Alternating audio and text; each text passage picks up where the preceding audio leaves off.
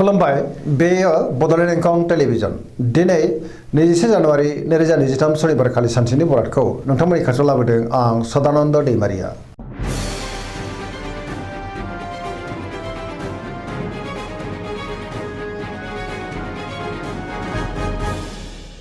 सिगां फरायनो लादों मेष राशि गिबि हांखो अ ल दिनैनि साना जोबोद मोजां जेरावबो जाफुंसारगोन गोसोखौ दिनै जोबोद गोजोननाय मोनगोन गुबुननि थाखाय गोबां मोजां खामानि मावनानै होनोबो हागोन सुथुरा जेननांगोन बहाबा थाङोब्ला दिनै जोबोद मोजां आरो मोजाङैनो हान्थिनोबो हागोन सिगांनि बबेबा आद्रा खामानिखौबो दिनै मावफुंनो हागोन गोसोआ दिनै जोबोद खुसि जागोन देहाया मोजाङै थागोन सोरबा लोगोनिफ्राय मोजां खौरां फैनोबो हागौ रांखावरियाव मोजां गोबां धोन आरजिनो हागोन बेफार फालांगियावबो दिनै जोबोद मोजां मुलाम्फा मोननो हागौ आयाबो दिनै बांनो हागौ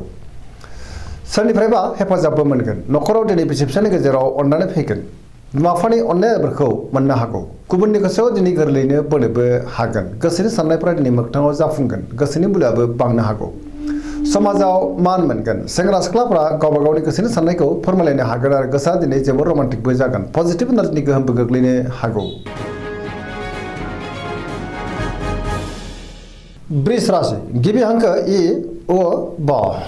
दिनैनि साना जोबोर मोजां गोसोखौ दिनै जोबोर गोजोननाय मोनगोन गोसोनि बोलोआ बांगोन मावनो हानाय खामानिखौबो थि समावनो आरो गोरलैयैनो मावफुंनोबो हागोन सोरजोंबा बाख्नाय जानो हागौ गियाननि आंखाल जानाय नङा गोथों आरो गोग्गो साननो रोंगोन रांखावरियाव जोबोर मोजां होनजायो गोबां धोन आरजिनोबो हागोन बेफार फालांगियावबो दिनै जोबोर मोजां मुलाम्फा मोनगोन आयाबो दिनै बांनो हागौ गुबुननि थाखाय गोबां मोजां खामानि मावनानै होनोबो हागोन न'खराव दिनै बिसि फिसायनि गेजेराव अननानै फैगोन बिदा फंबायजों मोजां सोमोन्दो थागोन देहाया मोजाङै थागोन अब्लाबो नाथाय जानाय लोंनायाव सांग्रां जायोब्ला गाहाम गुबुननिफ्राय थोजासे हेफाजाब मोननो हागौ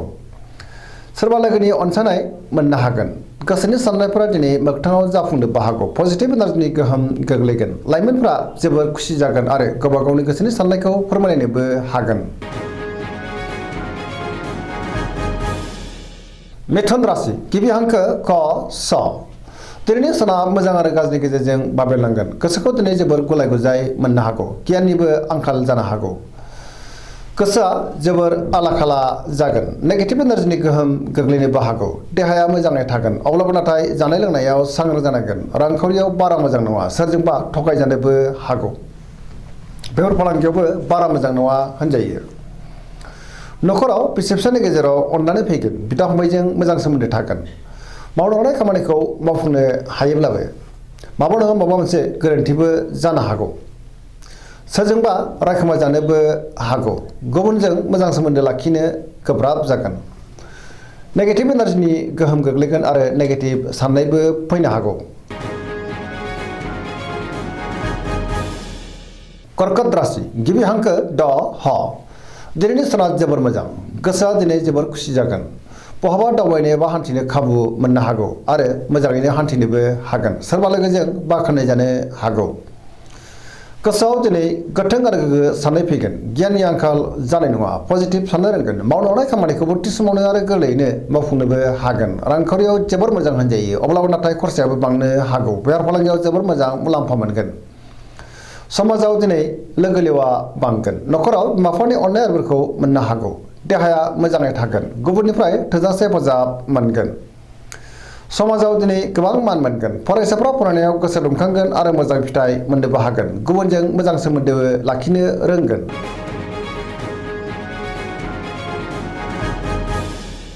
सिंह राशि गिबि हांखो म ट दिनैनि साना जोबोर मोजां गोसोआव दिनै पजिटिभ साननाय फैगोन मावनो हानाय खामानिखौ थि समावनो आरो गोरलैयैनो मावफुंनोबो हागोन सोरबा लोगोनिफ्राय थोजासे हेफाजाबबो मोननो हागौ सोरजोंबा बाख्नाय जागोन गुबुननि थाखाय गोबां मोजां खामानि मावनानै होनोबो हागोन रांखावरियाव जोबोर मोजां अब्लाबो नाथाय खरसायाबो बांगोन बेफार फालांगियाव दिनै जोबोर मोजां मुलाम्फा मोनगोन गोसोनि साननायखौ गुबुननो फोरमायनोबो हागोन न'खराव बिसि फिसायनि गेजेराव अननानै फैगोन सोरजोंबा बाख्नाय जानानै गोसोआ दिनै जोबोर खुसि जागोन गुबुननि गोसोखौबो गोरलैयैनो बोनो हागोन देहाया मोजाङै थागोन अब्लाबो नाथाय जानाय लोंनायाव सांग्रां जानांगोन बयजोंबो गोरोबनो रोंगोन सिगांनि बबेबा आद्रा खामानियाबो दिनै मावफुंजानो हागौ लाइमोनफ्रा जोबोर खुसि जागोन आरो गोसोआ रमान्टिकबो जानो हागौ। कन्या राशि गिबि हांखो प ट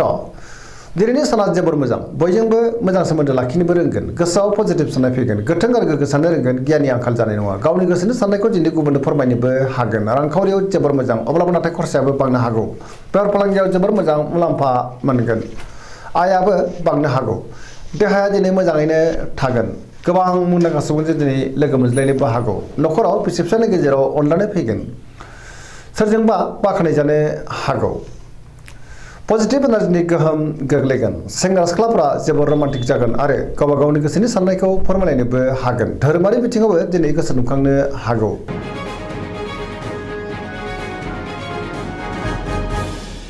तुला राशि गिबि हांखो र ट दिनैनि साना जोबोर मोजां गोबां रोखोमनि जेंनाफोरखौ दिनै गोरलैयैनो सुस्रांनो हागोन गोथों आरो गोग्गो साननो रोंगोन गियाननि आंखाल जानाय नङा समाजाव लोगो लेवा बांगोन गोसोनि साननायफ्रा मोगथाङाव जाफुंनो हागौ मावनो लानाय खामानिखौ थि समावनो आरो गोरलैयैनो मावफुंनो हागोन देहाया मोजाङै थागोन रांखावरियाव जोबोर मोजां मोननो गोनांखौबो दिनै मोननो हागौ बेफार फालांगियाव दिनै जोबोर मोजां मुलाम्फा मोनगोन सोरनिबा अननायखौ मोननो हागोन समाजाव दिनै गोबां मान बांगोन बेफार फालांगियाव बयजोंबो मोजां सोमोन्दो लाखिनो रोंगोन गुबुननि थाखाय गोबां मोजां खामानि मावनानै होनोबो हागोन गोदान थांखि लानो रोंगोन सेंग्रा सिख्लाफोरनि गोसोआ दिनै जोबोर रमान्टिक जागोन आरो गोसोनि साननायखौ फोरमायलायनोबो हागोन पजिटिभ एनार्जिनि गोहोम गोग्लैनोबो हागौ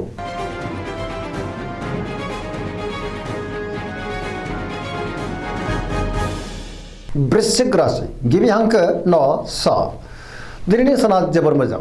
बयजोंबो मोजां सोमोन्दो लाखिनो रोंगोन गुबुननि गोसोखौ गोरलैयैनो बोनोबो हागोन पजिटिभ साननो रोंगोन आरो पजिटिभ एनार्जिनि गोहोमबो गोग्लैनो हागौ समाजाव बयजोंबो मान होजागोन गोसोआव गोथों आरो गोग्गो साननो रोंगोन गियाननि आंखाल जानाय नङा मावनो लानाय खामानिखौ थि समावनो आरो गोरलैयैनो मावफुंनोबो हागोन गुबुननिफ्राय थोजासे हेफाजाबबो मोननो हागौ गोसोनि साननायफ्रा दिनै मोगथाङाव जाफुंगोन गोसोनि बोलोआबो बांगोन समाजाव बयजोंबो मान होजागोन न'खराव बिसि फिसायनि गेजेराव अनलायनाय फैगोन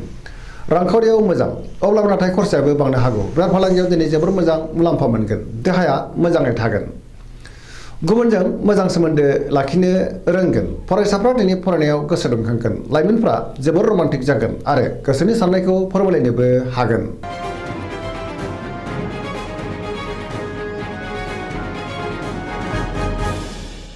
धनु राशि गिबि हांखो ढ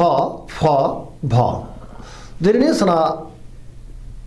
जोबोर मोजां गोसोखौ दिनै जोबोर गोजोननाय मोनगोन सोरजोंबा बाख्नाय जानो हागौ मावनो लानाय खामानिखौ थि समावनो आरो गोरलैयैनो मावफुंनोबो हागोन गोब्राब खामानिखौबो दिनै मावफुंनो हागौ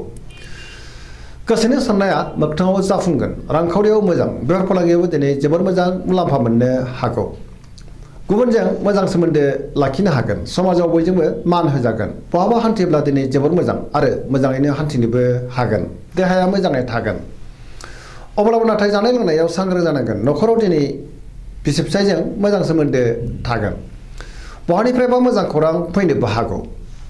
गोसोआ दिनै जोबोर रमान्टिक जागोन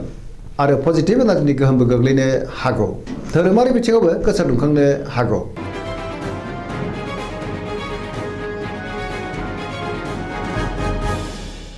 मकर राशि गिबि हांखो ख ज दिनैनि साना बारा मोजां नङा गोसोनि साननायफोरा दिनै देबर नांनोबो हागौ मावनो लानाय खामानिखौ मावफुंनायाव माबा नङा माबा मोनसे गोरोन्थि जालांनो हागौ आरो हेंथाबो फैनो हागौ रांखावरियाव मोजां अब्लाबो नाथाय खरसायाबो बांनो हागौ बेफार फालांगियाव मोजां होनजायो गुबुनजों दिनै मोजां सोमोन्दो लाखिनो गोब्राब जागोन सोरजोंबा रायखोमा जानोबो हागौ न'खराव बिसि फिसायनि गेजेराव एना एनिबो फैनो हागौ बिदा फंबायजों मोजां सोमोन्दो लाखिनो गोब्राब जागोन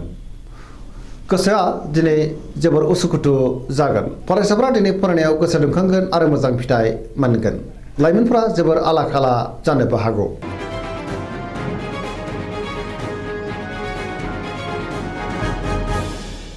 कुम्भ राशि गिबि हांखो ग स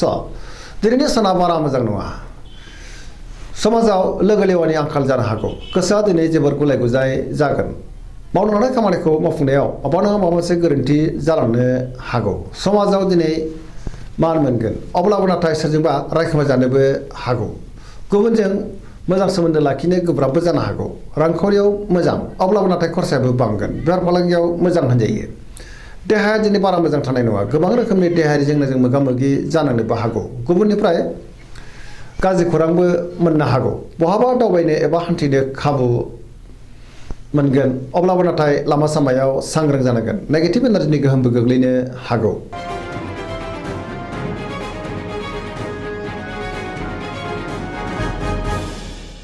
मीन राशि गिबि हांखो ड स। दिनैनि साना जोबोर मोजां। गुबुननि थाखाय गोबां मोजां खामानि मावनानै होनोबो हागोन। गोसोआव दिनै पजिटिभ साननाय फैगोन। गोथों आरो गोग्गो साननो रोंगोन। गियाननि आंखाल जानाय नङा। गोसोनि बोलोआ बांगोन। गावनि गोसोनि साननायखौ दिनै गुबुननो फोरमायनोबो हागोन। देहाया मोजाङै थागोन। रांखावरियाव मोजां, अब्लाबो नाथाय खरसायाबो बांनो हागौ। बेफार फालांगियाव दिनै जोबोर मोजां मुलाम्फा मोनगोन। न'खरावबो अनलायनाय फैगोन। सोरजोंबा बाख्नायजानो हागौ। सेंग्रा सिख्लाफ्रा जोबोर रमान्टिक जागोन आरो गावबा गावनि गोसोनि साननायखौ फोरमायलायनोबो हागोन। पजिटिभ साननो रोंगोन आरो पजिटिभ एनार्जिनि गोहोम गोग्लैगोन। फरायसाफ्रा दिनै फरायनायाव गोसो दुंखांगोन आरो मोजां फिथाइ मोननोबो हागोन। गुबुननि थाखाय गोबां मोजां खामानि मावनानै होनोबो हागोन। धोरोमारि बिथिङावबो दिनै गोसो दुंखांनो हागौ। सरासनस्रायै दिनै साना जोबोर मोजां आरो मोजाङैनो बारग'लांगोन। दिनैनि राशि फरायनाया एसेनोसै। जोबनायाव बेखौनो खावलायो जाहाथे नोंथांमोना सानफ्रोमबो जोंनि बे बड'लेण्ड इंखं टेलिभिजनखौ नायबाय थायो आरो साबस्क्राइब खालामो, लोगोसे लाइक खालामो आरो शेयार खालामो। एसेनोसै, गोजोन्थों।